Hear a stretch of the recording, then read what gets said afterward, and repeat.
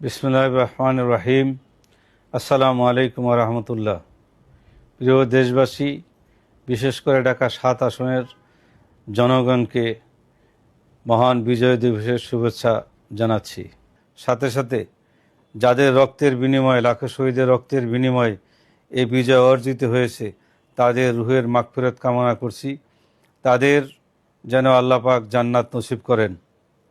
কিন্তু বিজয়ের ৫৪ বছর অতিবাহিত হয়েছে, ৫৫ বছরে পদার্পণ করেছে, কিন্তু বিজয়ের পরে যারাই ক্ষমতায় এসেছে তারা কেউ আমাদের দেশের মানুষের জন্য কাজ করেনি।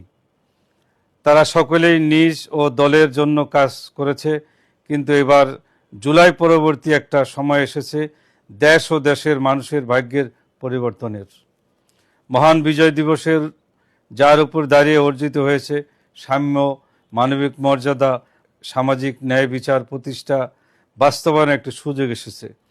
আমি আহ্বান করব, আগামী ত্রয়োদশ সংসদ নির্বাচনে বিজয় দিবসের কাঙ্ক্ষিত প্রত্যাশা পূরণ ও সাধারণ মানুষের ভাগ্যের পরিবর্তনের জন্য ইসলামের পক্ষে ভোট দিয়ে ইসলামকে ক্ষমতায় নিয়ে যাবেন ইনশাআল্লাহ।